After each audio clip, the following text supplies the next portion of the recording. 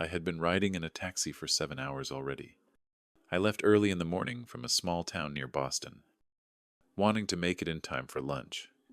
The driver, a polite man, didn't force conversation. The road was full of puddles and cracks, and my knees ached at every turn. Arthritis was making itself felt. I sat as if on pins and needles, holding a bag with a cake in my hand. It was a homemade carrot cake. 3 layers of cake, cream cheese frosting, and 24 marzipan carrots on top. Each one was hand-sculpted. I'd baked for 2 days, and my hands were cramping. But I managed. I wanted to make a surprise. My daughter, Inna, was turning 40, and I decided I'll come without calling, without warning. Bring her favorite cake, hug her and say, "Happy birthday, daughter." I thought she'd melt, but it turned out differently. When I approached the entrance, the rain was lashing my face like a bucket. I was soaking wet. My raincoat stuck to my back, and my boots were squelching. I had just entered the hallway, cake in hand, when I heard laughter from the kitchen. It was Inna's voice. I recognized it immediately, even through the wall. God, I wish she'd fly into something along the way, she said. I'm tired of her eternal whining. And Pavel, her husband, as usual, was with a grin. Yeah. Or at least let her go away to her house in the country. Let us walk around in peace, he said. And again, laughter. Cheerful. Perky.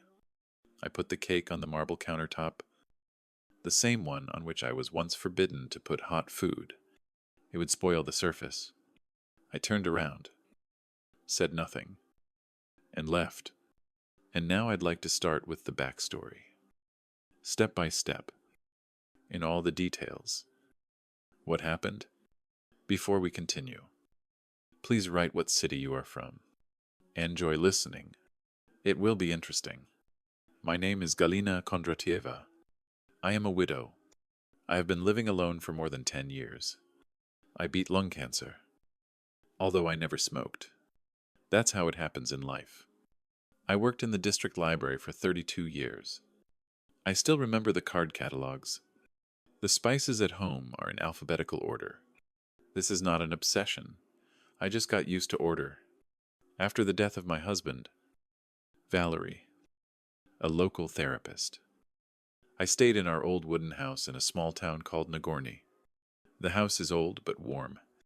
The garden is blooming. My husband personally planted it with his golden hands. His cardigan still hangs on the closet door. I don't wash it. It smells of what was. Memories are better than any company. My relationship with my daughter had cooled off a long time ago. Although I pretended not to notice it, conversations were getting shorter. My voice was getting more strained. Either she had a meeting, or clients, or yoga, or no time at all. Mom, last New Year's, she and Pavel went to Miami, and they sent me a photo of a glass of champagne and a palm tree. No call, no postcard, just a caption, "It's hot here. We're relaxing." How are you? I blamed myself. Too restless. Too much calling. Too often pestering with pies and scarves. The youth got tired of her. But she still sent packages, knitted socks, homemade cookies, a jar of jam, and money for birthdays. Each year the amounts were bigger, as if she was trying to buy their attention. But it never came. I became that grandmother who sits by the window and waits, who cuts out recipes from old magazines and sends them to her daughter, even though she knows she won't even open them. Only I didn't know then how deeply they had built my love into their financial model.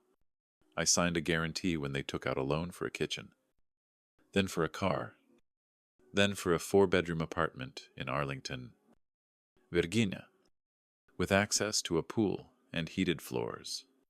They promised that as soon as they sold the old two-bedroom apartment, they would close everything. Then they issued credit cards. Mom, this is temporary. After all, they were renovating. I believed. I wanted to believe. And on my birthday, they said that the plane tickets to Boston were too expensive. But we love you. Mom. When everything started to fall apart, I didn't interfere. Didn't write.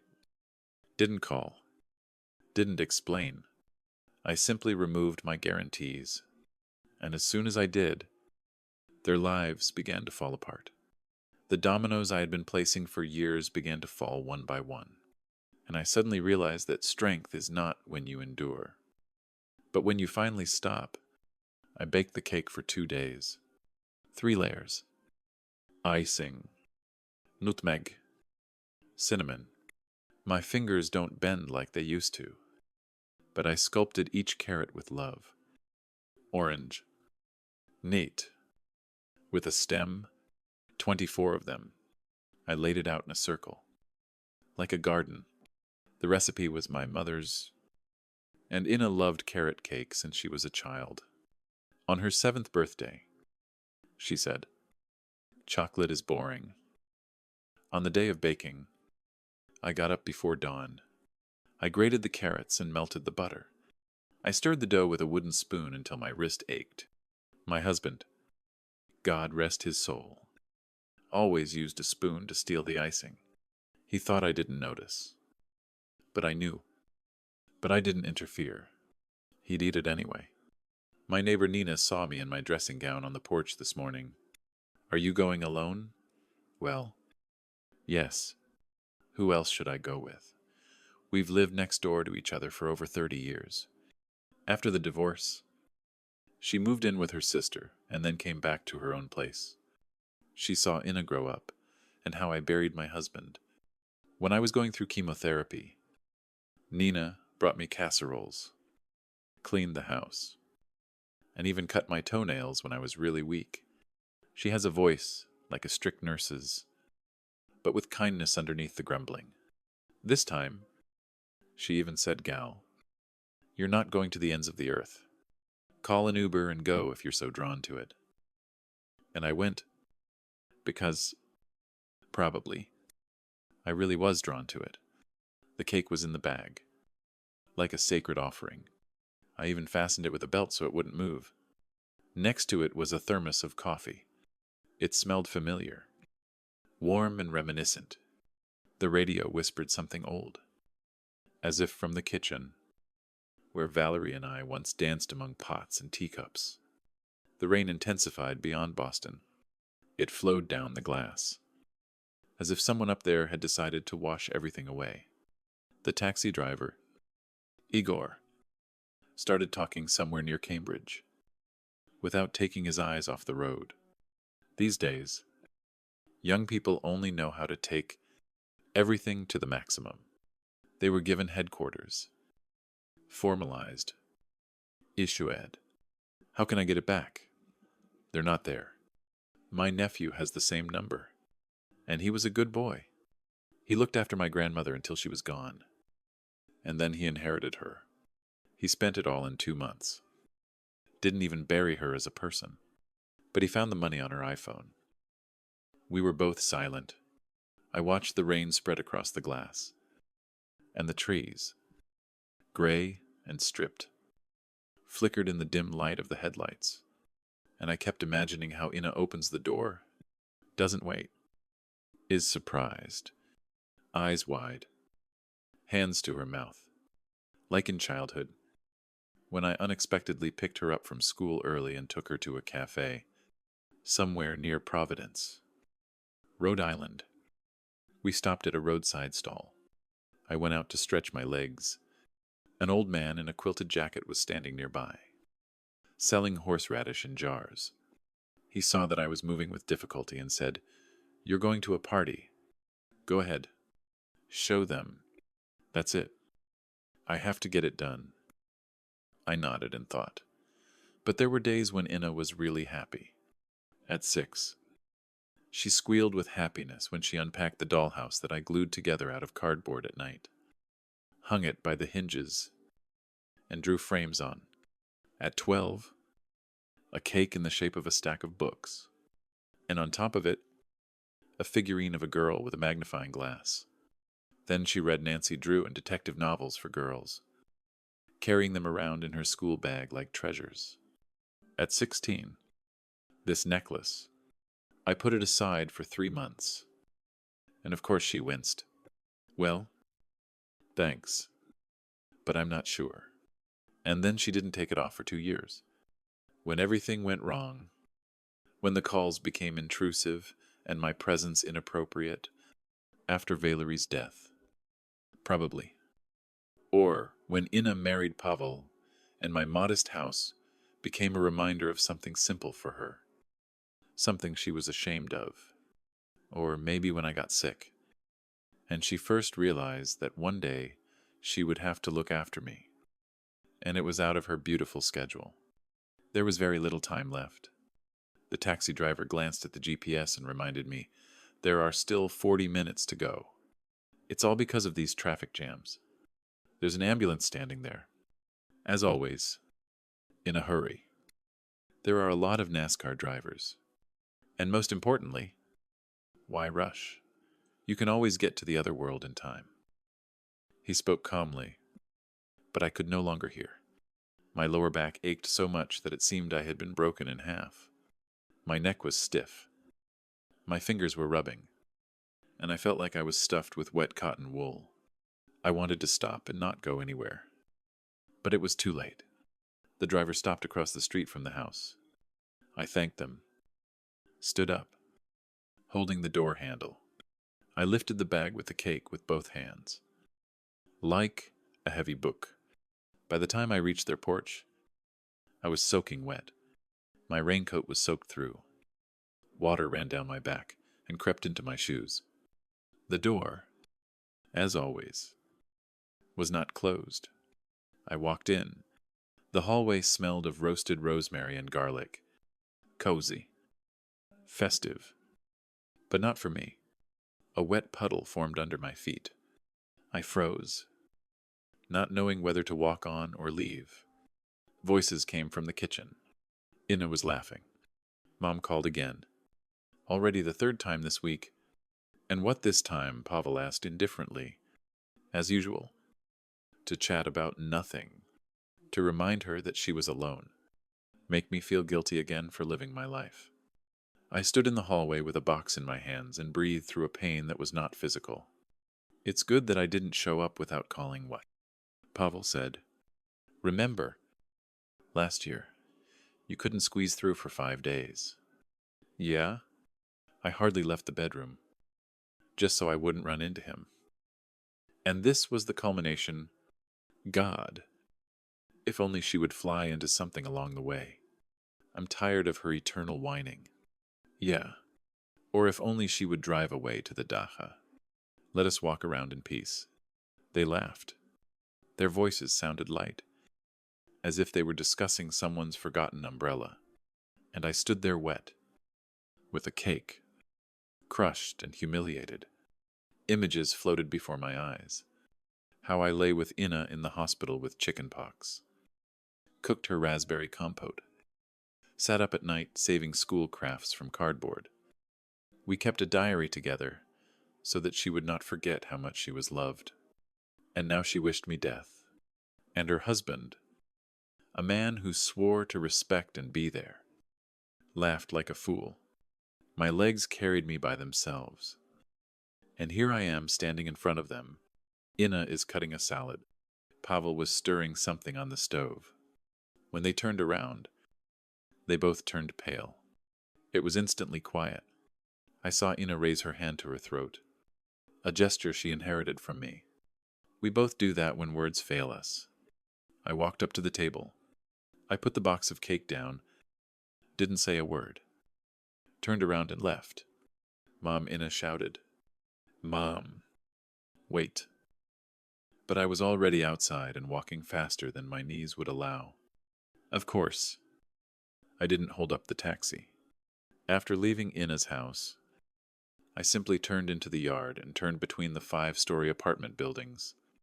In the pouring rain, in wet shoes, I walked to the nearest sign, a small motel with 24-hour reception. No questions. Id. Key. And a room on the second floor with gray curtains and the smell of cheap detergent. I sat down on the edge of the bed in my wet clothes. The room was warm, but empty inside. The phone started shaking in my bag. First once, then twice, and then it flooded. Calls, messages, everything. I didn't look. I didn't want to. I just turned off the sound and put the phone down. It called 17 times that night. I didn't answer a single one. I was lying in the same clothes, not even under the blanket. In the morning, when the gray light broke through the curtain, the battery was almost dead. I opened the screen, saved as 8 missed calls. 42 messages. Mom, please call me back. You got it wrong. It was a prank. We just wanted to play a joke on you. Mom, call me back. I'm worried. Well, don't be offended. We are with love. It was a joke. Pasha is worried too. Mom, please answer. I put the phone face down and didn't touch it anymore. I sat and stared at one point. Not at the wall. At nothing. Of course. I could have called, said everything I thought to their face, demanded an apology. But the truth is that this wasn't the first blow. There had been little things like that before that I swallowed. Like how they refused to come to me on New Year's Eve. Like, Pavel is down with a fever. And then, please, photos in the feed. Skiz. Hookah. A bathhouse in Lake Tahoe. But my things were removed from the bathroom so that their guests wouldn't think that someone old lives there. Even when I gave Pavel's niece money for her graduation, they sent me a thank you card, only signed to some Tamara, as if I was nobody to them. And now, everything fell into place. I didn't go back to Nagorny. I typed into my phone the address of a bed and breakfast near Woodstock, New York, where I had once vacationed. Not far, but also out of reach. Just the thing to digest everything. The phone vibrated. Not Inna and not Pavel. Nina was calling. Gal. Thank God. I've been dialing since last night. Are you alive? Inna is all nervous. She says. You've disappeared. I heard it. Nina. I heard it all with my own ears. She said that it would be nice if I crashed on the road. There was a pause on the other end. 3 seconds. What bastards. Okay. Listen here. Don't come back. Come when you decide for yourself. I still have that bottle here that Arkady brought me for my anniversary. I think the time has come. I smiled slightly, not from joy, but from the fact that someone else on this earth was truly worried about me. I'll be there in a couple of days. Keep it in the fridge for now. Lord. You know, I keep it on the porch. It doesn't get any colder. 3 days in the bed, and breakfast passed in silence. I bought myself a couple of comfortable clothes, without flowers, and cheerful colors, which Inna liked to dress me up with, to make me look younger. The phone was turned on only for Nina. Everything else was in airplane mode. And then she said, Gal. They came first to knock on your door, then to me, and you said that you were okay, and that you would call when you wanted. Pavel, of course, turned on his charm, began to smile, and speak in a polite manner. We are worried. You understand? But it no longer works. It's too late. On the 4th morning, waking up in the same dressing gown, in the same small room, for the first time in that time I felt neither pain nor anger, only some kind of mechanical clarity. I picked up the phone and dialed the bank number. Good afternoon. This is Galina Kondratieva. I would like to clarify where I am listed as a guarantor. The operator hesitated. Do you mean joint accounts? No, everything where I guaranteed. For loans, credits, mortgages. With my guarantee. They got into debt.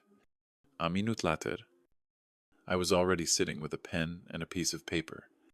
The result, 4 credit cards with a total limit of $33. Ling ling ling sen.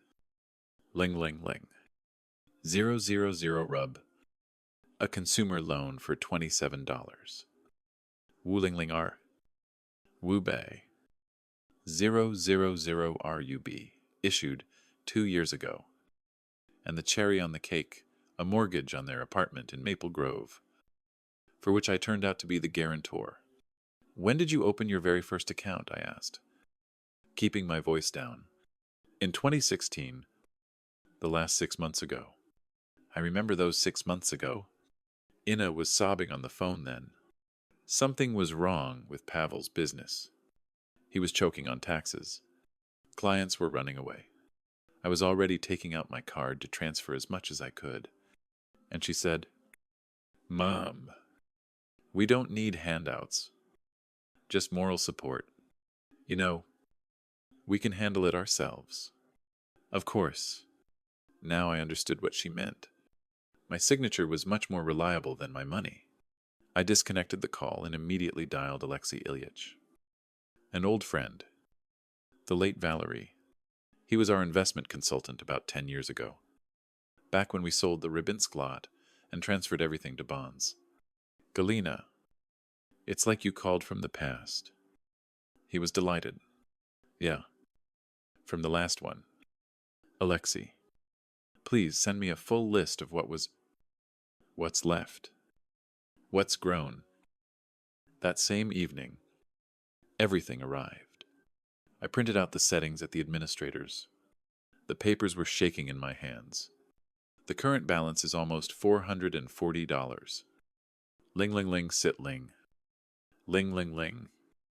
000 rub. I didn't spend everything that Valerie left. A house near Boston. An investment in reliable papers. A pension for service. A small insurance policy that we did not pull. Even my mother's ring with a sapphire and my grandfather's pocket watch in an antique appraisal were worth a significant amount. And now the most delicious thing is that I have all this in my hands. And they, therefore, cannot afford tickets to Nagorny. And in fact, they're signing a contract for a cottage in Newport, Rhode Island, to finally make sure. I called Pavel's mother, Maria. We always had polite words, even relations with her. Galina, how good that you called. It was about that house. Inna is all excited. What house? Well, that one, with a view of the sea. They are registering it next month. Pavel said, my father helped me get the loan. I think you did too. Thank you. To be honest, I thanked him and hung up slowly, as if I was holding a grenade without a ring instead of a phone. Now it was finally clear. They calculated everything. Every dollar. Every step. I sat on the bed, surrounded by printouts. Receipts. Certificates. Like in an investigation office. Only I was the investigator myself. I built a chronology. Each canceled visit was a new card. Each, oops, they didn't make. It was another contract. As if they were taking not only money from my account, but also respect. I remembered Valery. How he was responsible for everything. How, in the last weeks, he told me, look, just don't let her twist you around her finger. Not because she's mean, but because she's learned. He understood everything then, but I didn't. But now I see it. In the mirror opposite, there's not an old woman who was deceived. In the mirror, a woman who raised a child alone while her husband served in expeditions, received higher education at Fura. She coped with cancer and will definitely cope with an apartment in Newport. And then I called Raisa Shepovalova, a former lawyer who used to work at the Boston Regional Bar Association, with whom we have been friends for 15 years since the days of the country club. She lost her husband then. We became friends when I helped her with the funeral. And then she helped me fight cancer as best she could. Since then, I knew if anyone would restore order. Reza, we need to meet. Is it about the will? Yes. And about you. And about your time. Finally, be there tomorrow at 1000. I turned off the phone, not out of pain, not out of anger, simply because the time for justice had come. Not for revenge. For the woman I finally saw in the mirror. Raisa's office was in the same building where the notary office was located, with which she had long been cooperating under a power of attorney. The furniture in the reception area was simple, but clean. No coffee machines. No soft sofas. No one was going to linger here for the sake of comfort. Raisa herself still wore strict jackets with fleece and stiletto heels, from which the floor hummed. When I walked in, she looked me over, Sayed, and instead of greeting me, said, "Gal, have you changed?" "Well, finally," I answered. "Apparently, you've matured." She nodded toward the chair. "Sit down and tell me. Everything from the beginning." And I told her about how I baked the cake, how I drove for 9 hours, how I stood in the hallway and listened to my daughter dreaming about my death, about bank calls, garantes, loans, fake mortgages. She just nodded and made notes. No sympathy, no surprise, just a pure business approach. When I finished, Raisa asked, "What are we doing?" "I'm rewriting the entire will, and all of this needs to be cleaned out. All the guarantees, co-loans, hidden guarantees, so that they can't link me to anything else." Haisa smiled. "To be honest, I've been waiting for this moment for 10 years. Well, finally, we got everything done in a couple of hours. I decided to transfer the house near Boston to the city for a library branch. All savings AFZ. Pension and investment funds to a fund to support women in difficult situations. I almost found myself in the same situation at one time, and Ina Raisa narrowed her eyes. I thought for a moment, write down one thing for her. A box with my diaries and recipes. Let her read what her mother might have been like. If she wants, of course." Raisa snorted delightfully, nastily. "I like it." Then she connected her colleague in civil affairs. We drew up a statement of refusal of surety and termination of the contracts, referring to Article 367 of the Civil Code of the United States and changes in the conditions, which I was not notified of. We sent them by certified mail with a list of attachments. Everything as required. We also wrote to the mortgage company that I no longer guarantee any obligations for their apartment in Maple Grove. We also closed 2 old accounts, to which, as it turned out, they still had access, and opened new ones exclusively in my name. In a couple of days, they will definitely feel it. They will cut the limits, to recalculate the rates, freeze some loans. The registration of the cottage in Newport will most likely be covered. Haisa noted. I remembered Ina's voice. At least she would crash. And Pavel, who laughed. Well, so be it. I don't need their happiness on such bones. On the way out, I stopped, took out my phone and called Pavel's mother. "Maria, good afternoon. I wanted to say that I have officially released myself from all financial obligations for your family's loans. I don't understand what obligations. The ones that Ina and Pavel signed, including, I suspect, the cottage in Newport." She hesitated. "But they said that you pay half. That's the only reason we lent them the second one." I grinned. Well, now you know. Better to know before the deal. Back at the motel, I ordered vegetable soup and pie to my room. Even allowed myself a glass of wine. Not out of celebration, but simply because I no longer had anything to prove to anyone. The phone vibrated all evening, and they were calling from unfamiliar numbers. Pavel seemed to be trying to reach me from other people's phones. I finally answered once. What have you done? His voice was shaking. Not from fear, but from panic. And good day to you. Pasha, I'm fine. Thank you for asking. I always knew you were a caring son-in-law. Don't yell. The bank just called us. They cut everything. Credit cards. Mortgage. Mom is in shock.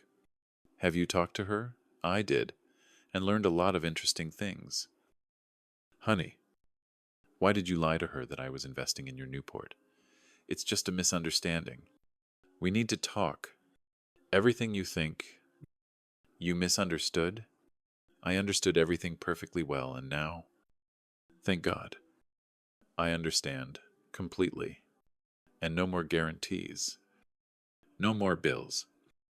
No more money for a life in which there is no place for me. No respect, except in bank documents. Tell Ina, the one she dreamed of crashing and disappearing, woke up and is now driving herself. I hung up, blocked the number, back by taxi. Of course. I won't go.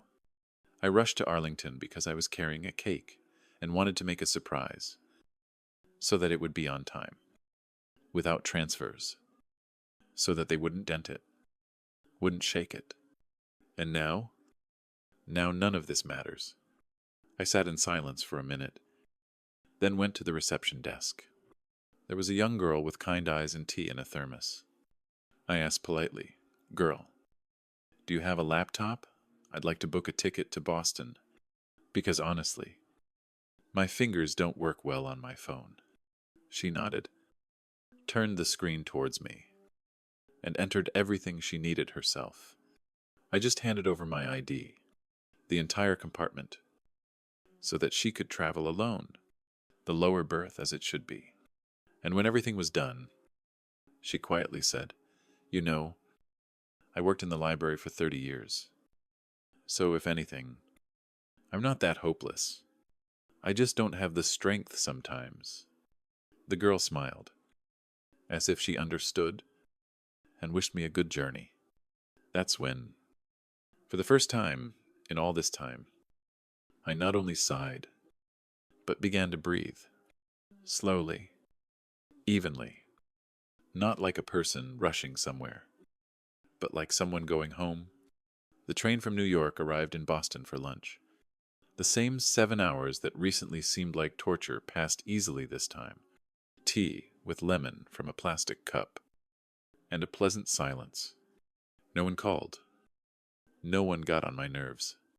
And for the first time in a long time, I was not going to someone else, but to myself. I didn't feel old. Not broken.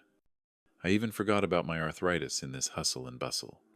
I was simply returning home, the one who knows her worth. The house greeted me with silence and the smell of apple jam, as if Valerie had gone out for just a minute and would soon return with bread. The same curtains, the same books in the closet, the same lilacs under the window.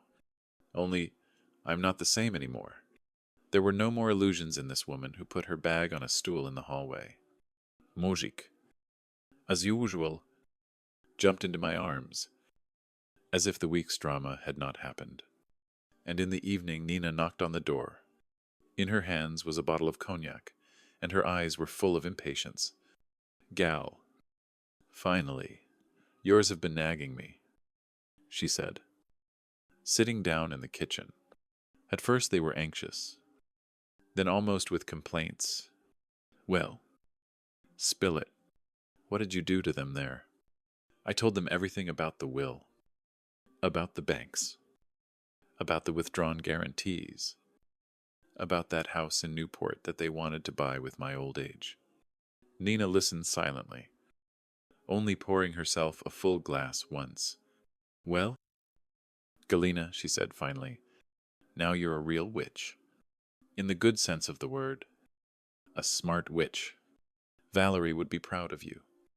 I'm sure.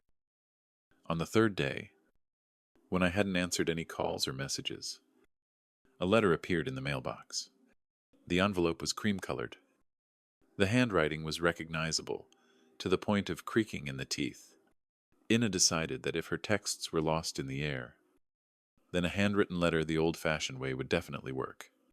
Mom. We were shocked. We received a notice from the bank. You are no longer a guarantor. Pasha said that you also called Newport about the deal. This is some kind of misunderstanding. We were just joking then. You got it all wrong. We are worried. If you read this letter, please let me know that you are okay. We love you. Ina. They joked. Such are their jokes. I hope she crashes and we suffer. I folded the letter and put it in the same box where I kept her childhood drawings. Her first lock of hair, and her vaccination certificate. Now the mortgage reports. Copies of credit cards, and this is proof of what she turned me into. In the evening, Pavel tried to call again. This time from a new number. I still picked up. What have you done? He started right off the bat. The bank cut everything off? Mom is panicking. The house is on the brink. At least go back as a guarantor on the mortgage. Hi. Pasha. I'm fine. In case anyone is interested. And no, I won't sign anything. Neither morally nor legally. That's it. Ina said that you just got it all wrong. That it was a stupid joke. I heard every word and understood everything absolutely correctly. All the best. I hung up and blocked the number and did not pick up the phone again.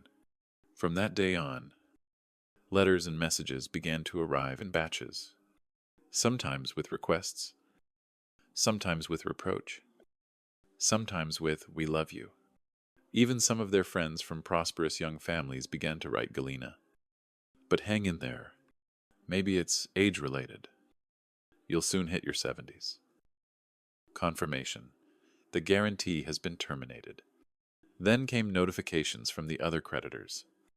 Copies of contracts. Oficial responses. A paper avalanche. I sat in the kitchen skipping these letters, and for the first time I wasn't shaking. Within a month, all the confirmations arrived. The guarantees were canceled. The guarantees were revoked. The accounts were closed. And the new ones were issued only in my name. Everything came into effect as it should be. I don't know how they were going to get away with it in my name. But now, it seems, they've begun to understand. The old lady, in addition to her gray hair, also has common sense. The next day, I dialed Zoe, Ina's friend from college. We met in a cafe. She sat with her eyes downcast.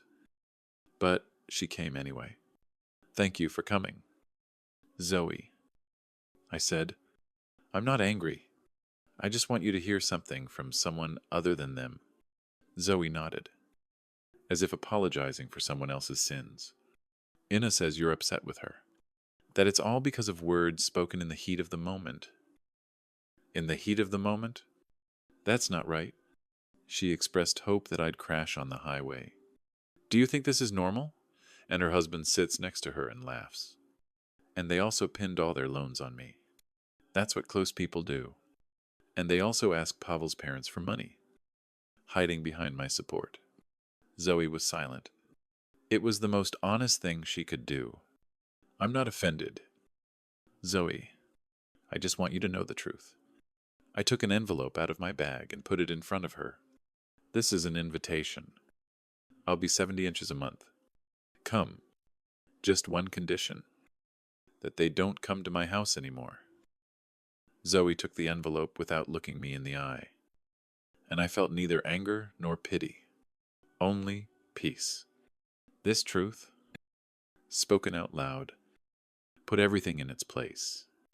A month after that scene with the cake, the silence, the letters, and the refusals, the phone rang again. The number was not identified, but I answered. It was not hard to guess who it was. My daughter's voice was slightly trembling, tense with false relief. "Mom, thank God. You answered me. We were very worried. Weren't we? And I thought you were more worried about me than about the blocked access to my guarantees." I answered calmly, without nerves. "We didn't understand that you were going to cut everything off so abruptly. You just disappeared. You were talking to our friends, not to us. The bank started calling. You could have talked to us first before changing everything." "Inna." I heard every word. "I hope she breaks. Give us a guilt-free weekend. This is not gossip. This is not someone retelling. This is your voice." And Pasha's hysterical laughter. "It was a stupid joke. Nervous tension. We didn't want you to hear this. It all came out by accident, and at the wrong time. Don't, blah blah. Don't start trying to get out of it. Making excuses. The worst thing is not what you said. It's not what you said that hurts, but how you said it. Calmly, confidently, thinking that I wasn't there. It means that at that very moment you were real. Without pretense." There was a pause. Then her voice, slightly cracked, came back. "We just lost it. You call all the time, pressuring us. It's hard enough as it is. The kids are on our minds. Work, the mortgage. Our heads are spinning. Yes, Inna. That's the problem. You perceive my love as a burden. My calls as an obligation. My existence as something you need to rest from. I am no longer a part of this show. But you can't just write us off. Everything is falling apart for us. The deal on the house in Newport has fallen through. The credit cards have been blocked. Pasha's parents are demanding an explanation.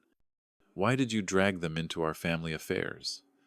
I told them that I didn't contribute any money and don't plan to. If you lied to them, sort it out yourselves. Mom, please. This is all about money. You're just punishing us. This is not a punishment. These are consequences. You've lived your whole life without thinking that every call, sign, or loan from you is worth it. This is not a gesture of goodwill, but a constant renting out of me for your convenience. So, the rent is over. Pasha says, you've always been a manipulator. You deliberately press on our sense of guilt in order to control us. I laughed. Not angrily, more sadly. True. This was said by the person who had been trying to convince me for years to sign a guarantee to buy a cottage on the coast. Telling me that you didn't have enough for tickets to see your mother. You have interesting arithmetic. Inna. She fell silent. Then again, this was just one conversation.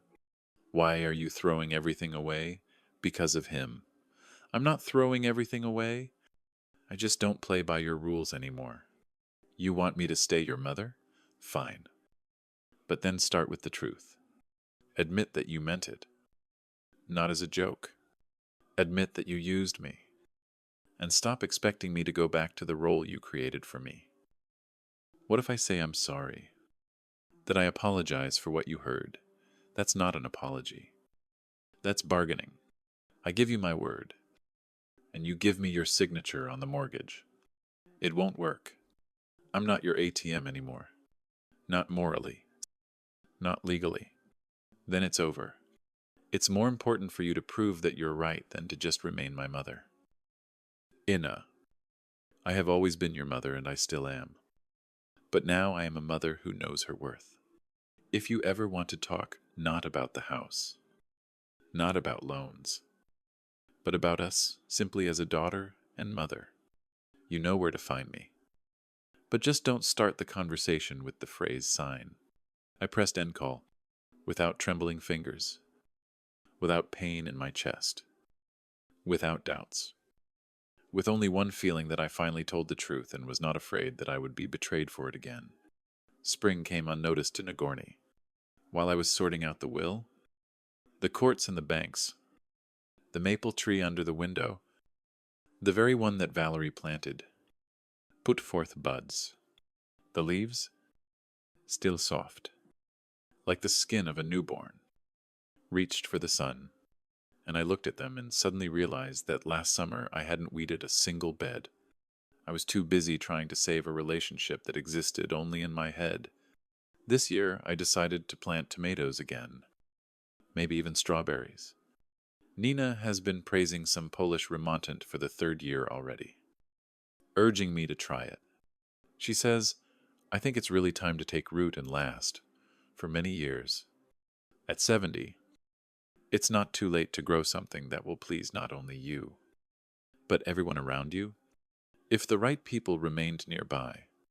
6 weeks after that trip, I threw myself a birthday party without restaurants and rented gazebos, as Ina suggested every year. Mom, at least rent a clubhouse with animators. Why are you always in your own garden? That's right. In your own. Because he was the only one who hadn't asked me for anything in all these years. There were embroidered tablecloths and an old set on the table, the one for a special occasion, which I'd been saving for 40 years. My girls from the book club, from the library, with whom I once twirled card catalogs, came. Tatiana, the former head teacher, with whom we once filled out gas calculations until 3 a.m., came up. Even Nina dressed up in her best. She was in a colorful dressing gown with a jar of her signature cherry liqueur. She showed up as if to a parade and said from the doorway, Today we celebrate you. Gal, a witch, but a well-deserved one. And a little later Zoe showed up, that same friend of Ina's from college. We had been talking honestly from the very beginning. When we were putting cucumber sandwiches on a plate, she confessed. Ina said, If I come, it will be a betrayal. I shrugged. And you came anyway. Uh-huh. Apparently, loyalty ends where you are asked to keep quiet when others are humiliated. I baked a different cake. Not the one I carried in the rain. This one with orange zest. Ginger and cardamom is new. Because I am different now, and life is not old. But starting with a clean slate, when the sun became soft, like peach compote, Risa raised her glass. For Galia, for a woman who at 70 found courage in herself that those who are not even 40 do not have. And Nina also chimed in. For us to decide for ourselves who to be with and how much our love costs. I looked around, faces familiar from youth, and those who appeared recently, but turned out to be real. A family that is not given by blood, but which you choose with your heart. Ina, of course, wrote, not every day, but persistently, and she was worried about the same problem. Mom, the bank requires confirmation. Pasha, the car needs repairs. Do you really want to punish us so cruelly because of one stupid phrase? I did not answer, because there are lessons that cannot be explained. They must be felt, and her training was still ongoing. Instead, I began to live the way I always wanted. I returned to the library board, where they had long ago left a place with a sign for Galina Kondratieva. I signed up for watercolors at the community center. Valerie always said that I had a light hand. So be it.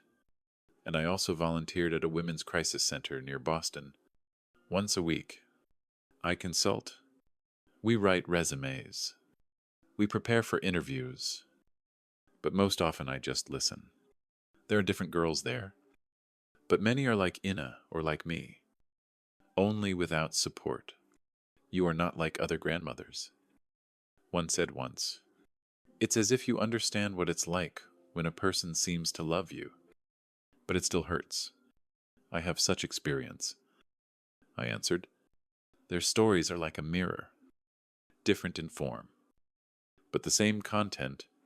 When the director found out that I had rewritten my will and left part of it to the shelter, she took me to lunch. That's a huge amount. Galina, can I ask why I didn't answer right away? And then I said, this is not a punishment. This is gratitude. You are giving women back their strength, and my support should go where strength is multiplied, not squeezed out, where truth is, not self-interest.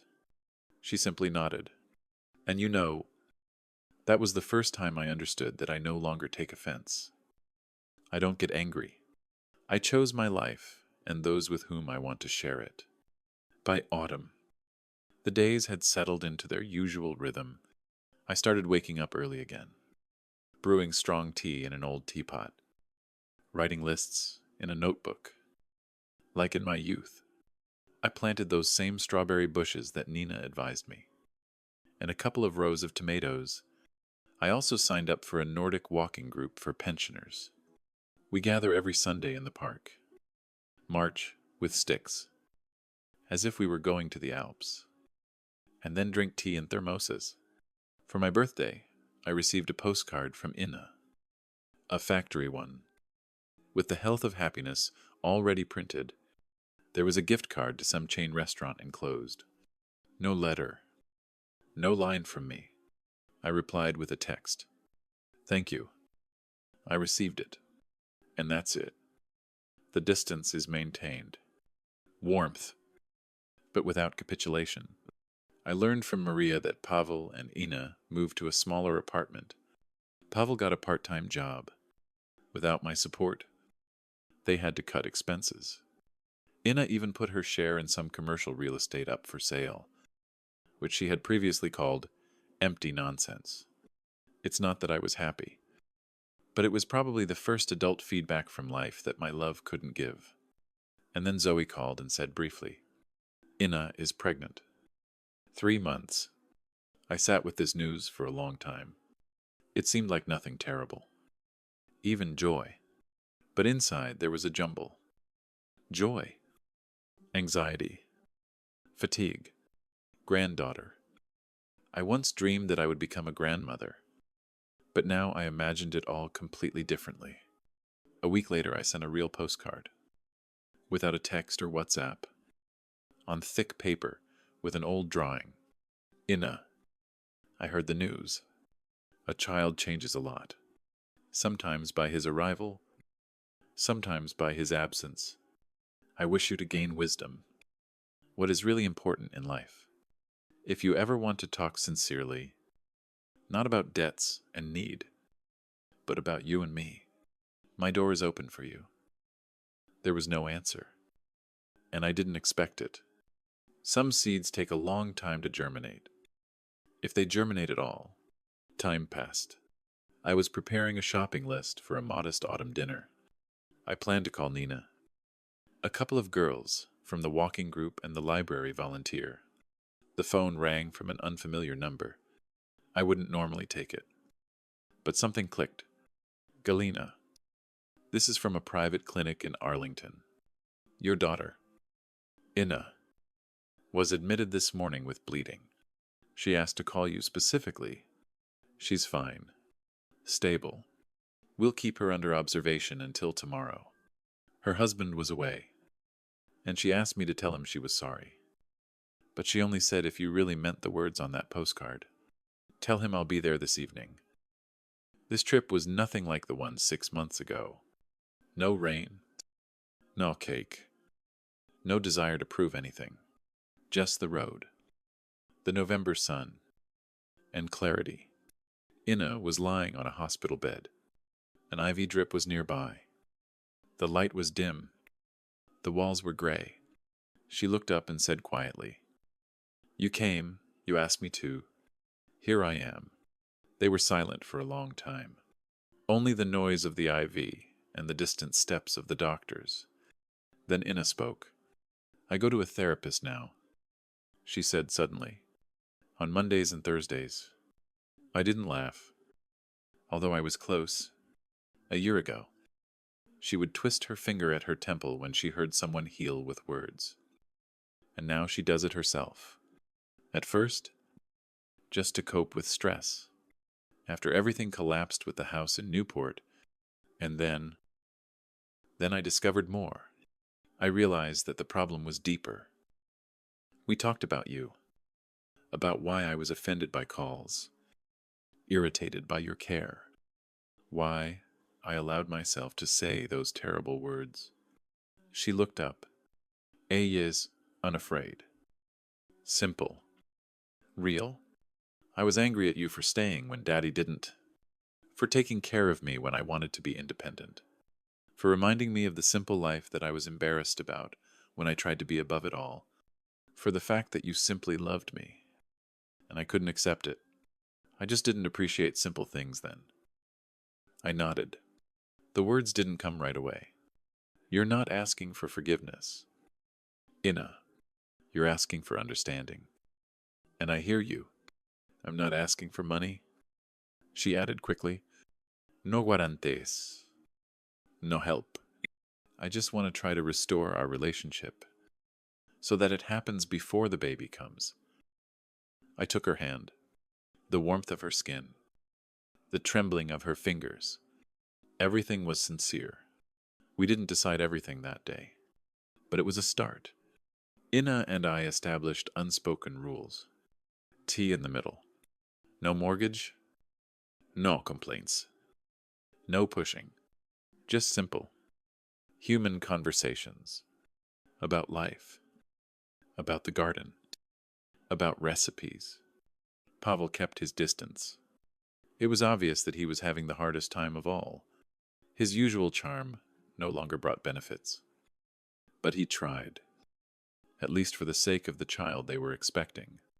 I did not give up on my new life. The women's shelter where I came as a volunteer after all this upheaval remained in my will, but now I added a separate clause, a savings account for my granddaughter's education. Let her have a start without manipulation, without other people's debts. I hope she will not repeat the mistakes of her parents. My strawberries have grown stronger and spread across the beds. I still walk. Nordic walking helps me keep myself in good shape. Arthritis has begun to recede. At the clinic they are surprised, Galina. You are simply glowing. You can't tell that you are already 70. And I smile and say, that's how I walk now. I walk towards life, not hide from it. Some might call all this revenge, but I call it common sense. And growing up, at 70, I finally realized that love is not about being used, but about being respected. And sometimes the only way to truly love someone is to stop pretending that everything is okay when it is not. Now I listen to rain differently, not as a misfortune that must be endured, but as a cleansing ringing. It washes away all that is unnecessary and makes the air suitable for new life. In the morning, I mix the dough for carrot cake. Now my own recipe with ginger and cardamom and a little orange zest.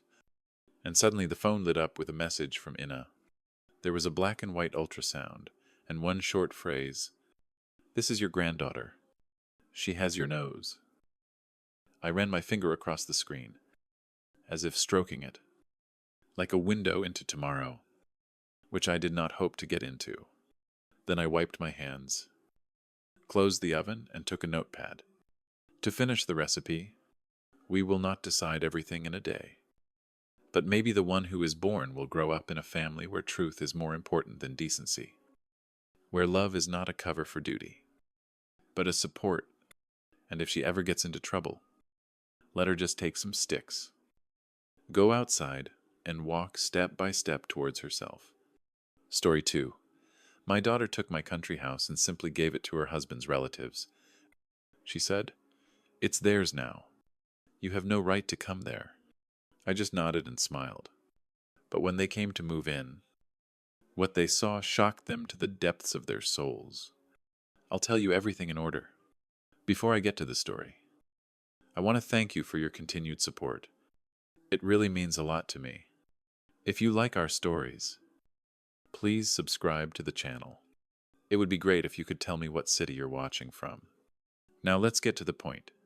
I've never been a person who's prone to excessive sentimentality, in the sense that the word is usually understood. I don't cry at weddings. I don't keep birthday cards. And I rarely say I love you without stumbling over the words. But the country house was different. I built it myself when I was 32. It took a lot of lumber, effort, and dreams that were too big for our small rented apartment. My wife, Helen, chose the wallpaper for each room. I actually laid the floor by hand. And my only daughter Alice was born in this house, right in the bedroom on the second floor. That winter, when the snow was blowing, we couldn't get to the maternity hospital. This house was more than just bricks and wood for me. It became the heart of the family. Its pulse. When Helen passed away, 10910 years ago, this house took on special meaning. For 3 months after her funeral, I was busy repairing the porch, changing the mosquito nets, repainting the door frames in her favorite shade of blue.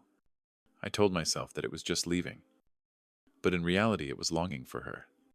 I believed that sooner or later Alice would understand that this house is not a thing, but a place of memories, and would treat it differently. I was wrong. Or maybe I was just hoping that the girl who once caught fireflies in the yard still lived somewhere inside the woman who now strutted around in stilettos and designer glasses, and whose husband looked at me like I was a janitor. Everything changed after one conversation. It was Sunday. Alice invited me to breakfast at a trendy cafe in town. I should have known something was wrong. Since she had chosen the place and time, she usually didn't have time for me unless she wanted something. We sat across from each other at the marble table. Her glass of mimosa remained untouched. Mine was long empty. She smiled her cold, businesslike smile, leaned in as if she were about to tell a secret, and said, "Dad, I've decided to give the country house to Jared's parents. They're moving in next month. It makes sense. They're retired. They can take care of the house. And you don't go there anymore." I blinked once. Then again. Time didn't slow down. But something inside me seemed to snap. A thought flashed through my mind. This is the moment. The one when you realize you don't mean anything anymore. And everything you worked for has become a bargaining chip for her. I didn't argue. Didn't raise my voice. Just nodded. Smiled and made her feel victorious. And it was this silence of mine that touched her much more than any shouting or reproaches. She froze, trying to see something on my face.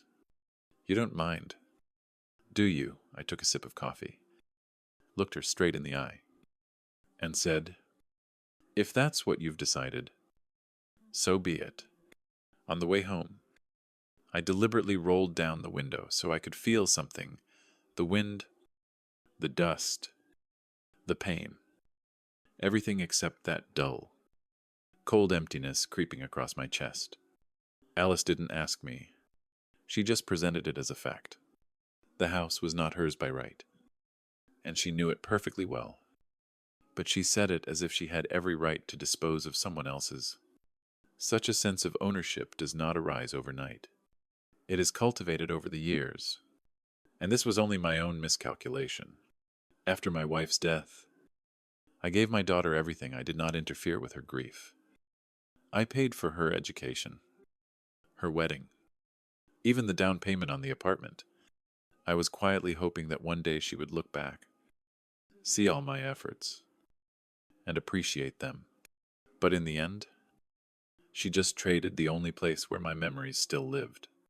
That evening, I called Mike, my old friend and foreman from when we worked together.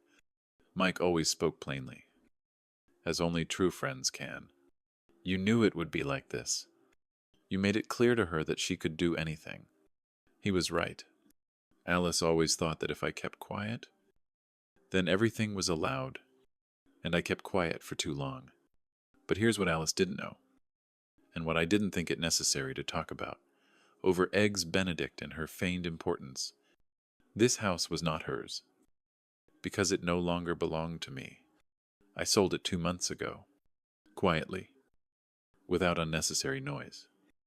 I found a buyer who understood how important this house was, not only in terms of money, but also dignity. They were the Larsons, a married couple from our town. What's funny is that fate seemed to have played a joke on me.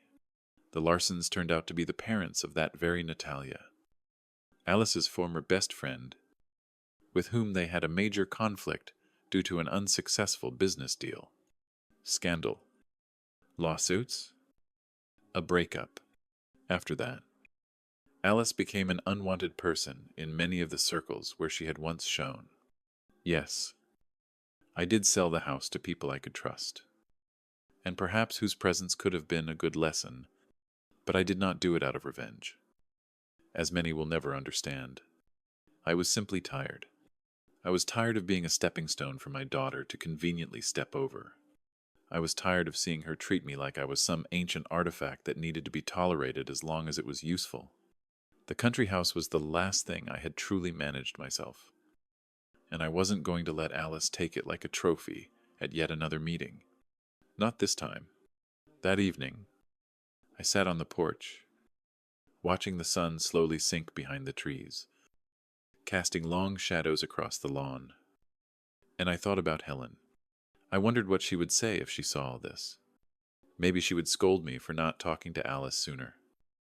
Or maybe she would just squeeze my hand and whisper, "You did everything right."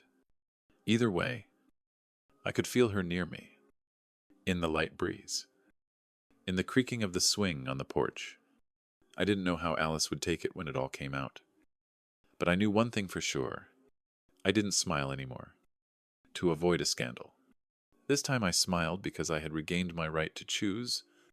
There is something cruel in the way time treats our victims. You work with your hands for years. Wear them down to calluses. Convince yourself that it was all worth it. And then the person you worked for sees your labor as a simple exchange, not a legacy. Just a piece of paper with a signature. For Alice, the country house had long ceased to be the place where I taught her to ride a bike, where the two of us sat on the roof watching the falling stars, where Helen cooked soup even when she could barely stand on her feet. For her, the house had become a bargaining chip, a way to please her husband's family, and that hurt far more than the pain creeping up on her joints. To be honest, I knew that this moment would come sooner or later. It didn't mature overnight. Alice had started changing back in college, maybe even earlier. I remember visiting her in my second year, bringing her treats that Helen had managed to collect before her death, and my daughter laughing at the country snacks. "You shouldn't have brought pickled beans." "Dad, my friends think it's weird." That was the first time I noticed that she was ashamed, not of the snacks, but of her past. Ashamed of me. But I kept trying. Helped her move into her first rented apartment. Paid for her car insurance while she looked for a job. Listened to her sobs after her first bad breakup. Helped, hoping that one day she would say, "Thank you, Dad." Now I understand everything, but the gratitude never came. Only new requests. New demands. And I, like a fool, continued to do everything. That's what parents do. Right. We give until there's nothing left but regret. And it was Mike who pulled me out of this circle.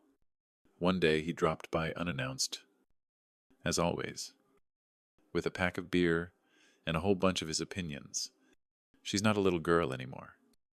Volodya. He sat down on the swing with a heavy sigh. She is a grown woman who has learned to manipulate you without even asking directly. This is not love.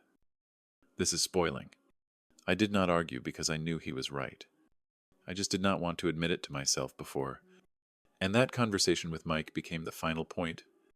Before that, I could not decide whether to sell the house or not. I was not ready to let him go completely, even when Alice started talking about when we would move. And Jared's parents just loved this view. I still held on to hope. But after that disastrous breakfast, and her icy words, "This is their home now. You have no right to come back," I knew it was time. That same evening, I called the Larsons. They were not strangers to me. Their daughter Natalie grew up in our home almost like a second daughter, until Alice betrayed her for the sake of a merger, using trusted secrets to set up her friend in an important deal. It turned into a public scandal and a broken friendship. Professionally, Alice won, but she burned all her bridges behind her, including with me. I never said it to her face, but that was the first time I felt it. I don't recognize her as my daughter anymore. Larson selling the house wasn't about revenge. It was about trust. I wanted the house to go to good hands, to be appreciated, not treated like a prize. Steve Larson was a retired electrician. His wife, Jean, taught art at a local school. As they walked around the property, it was clear they felt the soul of the house in every corner. Jana even shed tears in the living room. "It's so cozy here," she whispered, and I understood. I did the right thing. The whole process was quick and quiet. I did everything through a private realtor, so there would be no unnecessary noise. The deal was completed in 6 weeks. I even offered to pay part of the costs to speed things up. The locks were changed. The title deed was finalized, and the Larsons moved into the house long before Alice planned to give it to her new in-laws. I didn't explain anything to her. Didn't say a word. She made her move. It made mine. The only difference was that my action had roots. A week after the deal was finalized, I drove there for the last time. The road to the house was painfully familiar. Each turn seemed to remember how to drive. I stopped by the lake, walked along the old pier that Helen and I had built, and sat on the bench where we used to watch the sunrise with a cup of coffee. Larson was not home yet. The house was quiet, but it did not feel empty. Not anymore. I closed my eyes. Let the memories come. Alice's laughter, as Helen chased her into the garden. The creaking of the swing I'd built one particularly hot August night. The smell of fresh basil from Helen's garden. I thought I'd cry, but no tears came. It felt like a heavy load could finally be left behind. On the way back, I felt a strange feeling. Not bitterness, not guilt, but clarity. Alice was sure she could give something that was never hers. She took my silence for capitulation. But what she didn't understand, and perhaps still hasn't, is that her biggest mistake wasn't that she decided to manage, but that she underestimated the man who built this house from scratch. Let them come with champagne and photographers. Let Jared's parents puff out their cheeks as if they'd just conquered something. I won't watch it, but they will see it for themselves. And that's when they'll understand how quickly a legacy turns into a lesson.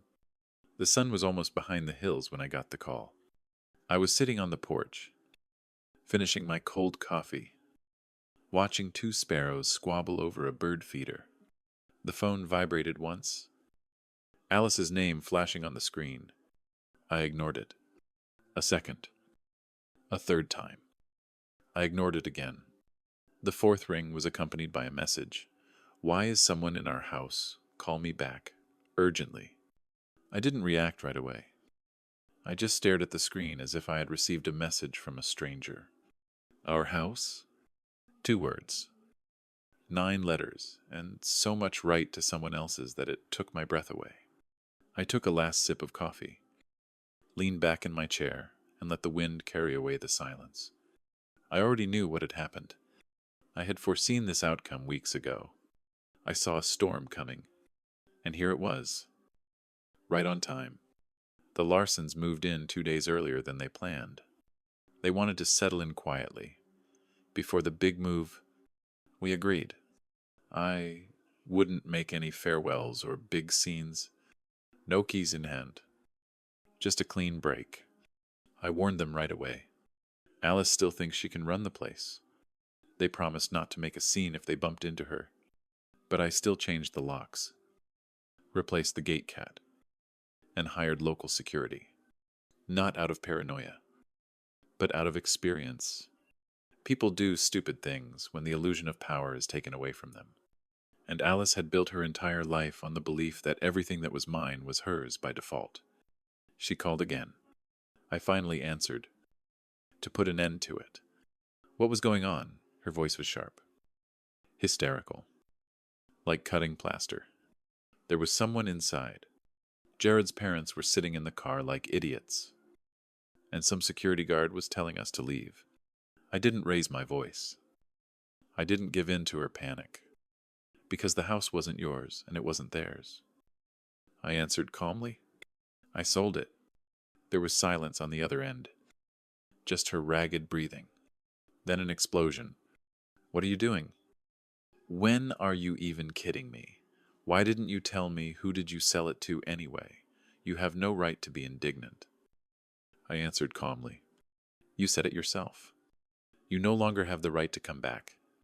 You made your decision. You made mine. There was shouting on the other end of the line. A scuffle. Someone was cursing. Eris's voice was broken. Disinvited. This is crazy. We're being kicked out. Jared's mother is hysterical. Dad, you've embarrassed us. And now it was that moment. You didn't hurt me. Don't forgive me. I wasn't wrong. No. You just embarrassed us. I closed my eyes and smiled, sad and relieved at the same time. This isn't about shame. Alice, this is about boundaries that you never respected. You let me down. She sobbed. You ruined everything. We've already told everyone that Jared's parents are moving. Even brought photographers. Then I suggest you tell them the truth. I said, you promised something that was never yours. She hung up. The next morning, Mike showed up with a newspaper and a huge grin. I heard your daughter put on a show at Sare Hill, he said, handing over the newspaper. Page 6. A dispute over lake property. Mistaken owners ousted by new tenants. I didn't laugh, but I didn't feel sorry for her either. Mike sat down across from me and opened a lemonade. You know, Volodya, I've seen you build houses out of nothing, patch up roofs with duct tape, but you've never put up a fence between people like this. He slapped my knee. I'm proud of you. Man, I just nodded, letting the moment sink in. A few days later, a voicemail came from Alice. Not a call, not a recording. The voice was lower. The anger was gone. But I was still there. I can't believe you could do that. You made me a liar. Jared's parents now think I lied to them. I don't even know what to tell them now. You humiliated us. I listened to the message twice. Not a single question about how I was feeling. Not a hint that perhaps she had crossed the line herself. Everything about herself. How she looked. How her fragile public performance had collapsed. And yet I felt a slight pity. Not for her, but for the girl who had once climbed onto Helen's lap and asked for a bedtime story. The little girl I remembered would never have done something like that. She would have known what was right and wrong. But that little girl was gone. I deleted the voicemail, poured myself a whiskey, and drank it. Not for revenge, but for finally choosing myself. Later, the Larsons told me that Jared's mother tried to get past security, showed some papers, called the sheriff, made a big show, but the papers were in order. The title was real, and no amount of hysteria or big names could change what had already been done. The Newcastles didn't recognize her, and neither did the earth, and I didn't recognize her anymore. I knew Alice would come one day. She wasn't one to suffer defeat in silence. Humiliation is a word to her, like a sticky, wet cloth that suffocates pride until it spills out onto others. I expected shouts, accusations, but I didn't expect how quietly her car would pull up. No screeching tires, no slamming doors, just the steady sound of the engine. A long pause, and the hesitant click of heels on the concrete. I didn't get up right away, but sat on the veranda with a mug of coffee, pretending not to notice her. She stood 3 feet away, arms crossed, an icy smile, fury barely hidden by a veneer of calm. "You sold them," she said finally. There was no greeting or apology in her voice. Only accusation. The word "I am" was poisonous. I took a sip before answering. "I sold the house to people who truly respected it." Alice stepped forward, confusion flickering in her eyes. "Larson, after everything Natalia did, you chose them over me."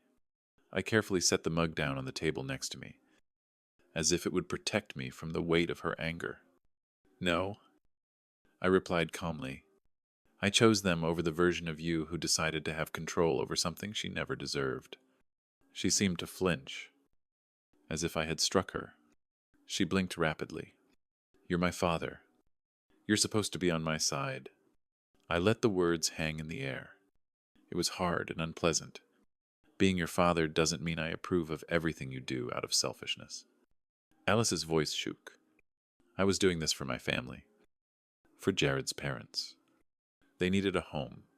"No," I interrupted, slowly getting up. "You did it for status. For the image. You gave away my house to please people who don't care who built it or what it meant." She turned away, crossing her arms even tighter, and for a moment all her strength seemed to drain out of her. "You made me look like a fool," she muttered. I walked down the veranda and stood next to her. "You did it yourself." She turned, her face flushed. "I am your daughter," she snapped, "and you sold our family home to people I hate." I didn't flinch. "You gave my home away as if I didn't exist." The words hit her like a slap in the face. She opened her mouth, then closed it. She took a step back, dropped her hands. For the first time, she had nothing to say. She suddenly seemed small, like the girl who stole cookies before dinner and blamed it on the dog. We stood in silence, until finally she asked, "Why didn't you just tell me?" "Because you don't listen, unless the answer is what you want," I said. She brushed away her tears, angrier at them than at me. "Do you even care what this did to me?" "To my marriage." It took me a moment to respond. I wanted to heal this wound with something warm and soft. But I couldn't. I didn't lie to her or to myself anymore. "I'm sorry it had to come to this," I said slowly. But I didn't regret my decision. At that moment, Mike's pickup pulled up to the house. He got out, looked at both of them, and sat by the door of the car with a raised eyebrow, crossing his arms, as if he had always been waiting for this moment. Alice noticed him and tensed. "Great." Your lackey came to gloat. Mike looked at her wearily. "I'm here to keep Volodya out of the crime reports. You look like you're ready to throw a pot." She turned to me, her jaw clenched. "This isn't over." I shook my head. "No, Alice, it's over. And the sooner you accept that, the sooner you can deal with what's left." Her face was a mixture of bitterness and anger. "You think you're a hero now?" "No," I said. "Just a person who said no for the first time." She didn't say goodbye. "Just you." She just turned around. Her heels clattered down the driveway. The car sped off, and there was silence again. "Too quiet." Mike came up to me, whistled softly, but it went even better than I thought. I didn't laugh. I couldn't. Not yet. "I feel uneasy about all of this," I admitted. He nodded. "You're not supposed to feel good. It's not about making it easier. It's about making it right." I watched her car disappear into thin air. Part of me wanted to run after her, but the other part of me, the part that had been steamrolled over by the desires of others for years, stood there. "Do you think she'll come to her senses?" I asked. Mike shrugged. "Maybe. Maybe not. But now she knows where the line is." That night I stayed on the porch again, going over every argument we'd made, not to doubt myself, just to let myself feel everything. I thought back to the years when I swallowed my words, the times when I said yes when inside I was screaming no, when I tried to fit in so my daughter had room for her ego. Never again. She's not a child anymore, and I'm not a doormat anymore. The first text came 2 days after Alice's tantrum at the gate. I was folding laundry. Helen always did this slowly, and with a special ritual. When the phone rang, a message in our family chat. Almost nothing had happened in this correspondence since winter. Usually they sent children's photos or casserole recipes, pure politeness and small talk. But that morning, they dug it up like a shovel through loose earth. Cousin Linda wrote, "Alice says, you sold the house behind her back. What happened?" Uncle Volodya. I stared at the screen for a long time, not rushing to answer. Then one message after another, as if all the relatives, nephews and in-laws had decided to make a family court out of my border. Tommy, Alice's cousin. Harsh. Of course. A family should support each other. Clara. This was your wife's house. Volodya. I thought you'd want him to stay in the family. Every word sounded like a judge's gavel. Condemnation wrapped in care. I played through these phrases, watching the righteous indignation build up. Everyone who commented had already put together their version of the story, without bothering to ask me what happened. After all, Alice had told hers before me. She was always the first to tell the story, always one step ahead of the truth. I didn't write a long explanation, just a few lines. I built this house with my own hands. I paid the mortgage, laid the foundation, and walked my wife off this porch. Alice told me it wasn't mine anymore. I sold the house to someone who would respect it. That's the whole story. I attached a photo of a notarized sales contract from a few months before she gave it to me. The chat was silent for a few minutes. Then the private messages started pouring in. Clara didn't know she told you that. Sorry. Linda. Things are different now. Sorry. But the one that really got to me was Tommy's message. Still, I think you should have talked to her first. It doesn't matter what she said. You're a father. I read it 3 times. Not because it hurt, but because it captured the essence of what's wrong with our expectations of parents, especially fathers. It doesn't matter what she said. It doesn't matter how she humiliated me, how she used my silence to her advantage. The main thing is, I'm a parent, so I have to take a hit. I put the phone down and went out onto the veranda. There, as usual, Mike was sitting lately, picking at the label on a bottle of beer with monastic patience. "Did you see how your guys got fired up?" he asked. "I did," I answered. "The family was giving me a hard time." He grinned. "Let me guess. You? Father. Should have done the honorable thing." I nodded, as if that wasn't what I'd been doing for 20 years. Mike leaned back in his chair, stretching. It was funny how no one cared why she'd ever thought she could give away something that wasn't hers. I thought about it as I watched the sun set behind the rooftops. How quickly Father's sacrifices became endless. How easily boundaries turned into betrayal when someone got uncomfortable. That same evening, Jean Larson called me. "Volodya," she said softly and very attentively. "Steve and I are truly grateful." They had already started to tidy up the attic, and found tools there. "Beautiful. These are yours, aren't they? These belong to Helen's father," I said. She had always wanted them to stay with the house. Jana was silent for a moment. We'll take care of them. I promise. After the conversation, I lay in the dark for a long time, watching the fan blades lazily spin above the bed. Alice had not responded. I imagined her walking around the apartment, silent, and her husband and in-laws angry at the money spent in empty promises. Maybe she was angry. Maybe she was ashamed. But no apologies, no explanations, only silence. I should have felt satisfied. I had drawn the line, insisted on my own. But there was something else inside. Not joy, but a kid's sorrow. It wasn't the house I'd said goodbye to long ago, but the illusion I'd carried within me for so many years. That someday Alice would again be the same girl who'd picked wildflowers and left them on her mother's nightstand. That girl was gone, perhaps for a long time. The next morning, I found an envelope in the mailbox with no return address. Just my name, Alice's handwriting. Inside was a single photograph. The house in spring. Wildflowers in bloom. Helen in the garden with baby Alice. Both laughing. On the back, neatly written, I remember. To Alice. No requests. No apologies. Just a memory. I stood on the porch for a long time, clutching that photograph, as if it might fall apart.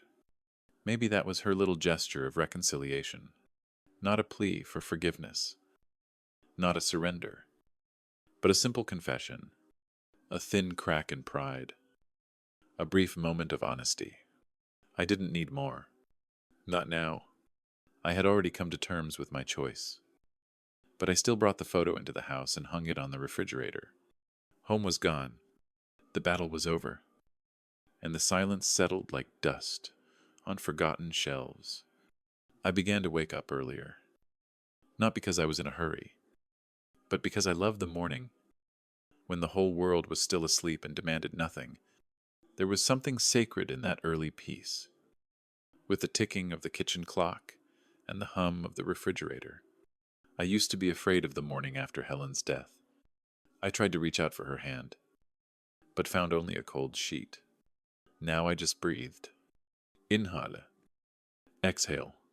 And with every breath I took, I reminded myself, I'm still here. I made it.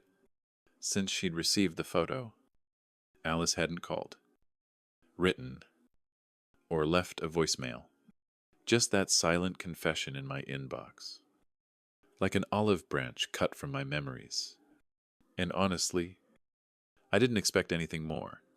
That photo said what she couldn't or wouldn't say. Either way, I stopped expecting the girl I once raised to burst through my door with apologies and hugs. Life has taught me. Sometimes reconciliation doesn't come through talking. Sometimes it comes in deciding not to open the door when another storm knocks on your door. A few days later, Mike came by again, silently handing me a brown paper bag containing 6 bottles of beer and a bag of peanuts. As if we were young again, we sat on the porch. As always, 2 old men in armchairs, watching children riding bicycles down the street. The little ones can't handle it. He noted. Opening a bottle. How's it going, he asked. How? How does it feel? How? What I asked, even though I knew what he was talking about. How to regain my peace. I leaned back, looked up at the sky. Quiet, I said, as if I'd forgotten what it was like not to miss myself. He nodded, chewing a peanut. That's the funny thing about boundaries. Volodya, they don't stop the storm, but they also keep you from being the one cleaning up the mess. I thought about it long after he was gone, about the years I spent trying to be the peacemaker, the provider, the parent who keeps his voice down even when his heart is breaking. I thought about how many times I let Alice walk all over my weariness, my pain, my boundaries, because I thought that was what love was. But love without boundaries is not devotion. It's a razor. I drove past the old house over the weekend. I didn't go in the last time. Just looked at it from the side. The Larsons had new shutters, a fresh coat of paint. Jean was planting daisies by the porch. Steve waved at me from the driveway. He had a key in one hand, his face smeared with oil. I didn't stop, didn't open the window, just nodded to the past, dismissing it. When I got home, I stuck that picture of Alice on the fridge with an old magnet from Helen's favorite diner. I looked at their faces. Helen's laughter, Alice's dimpled cheeks, and let the warmth spread through me like a good whiskey on a cold night. I wasn't angry anymore. I was just tired. But it was a tiredness I deserved. Like I'd finished a lifetime's work.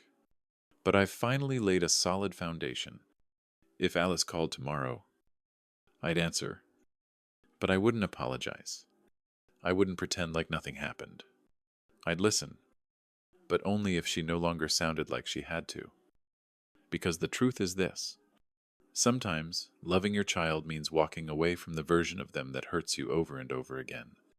To accept that the person you raised could grow up to be a stranger, and to understand that your worth has never been measured by how much humiliation you can take. I settled back into my chair, feeling the porch creak beneath me, and watched the sky darken. And for the first time in years, I didn't feel like I owed anyone anything. Sometimes the most painful truths. Here it is. Not every family bond is worth preserving at all costs. If the one you love has crossed the line, the most powerful step, psize, you are not seeking revenge, but rather regaining your peace. If you too had to leave those you raised, share your story in the comments. Subscribe to the channel to hear more stories like this. You are not alone, and you are not mistaken. Yeah,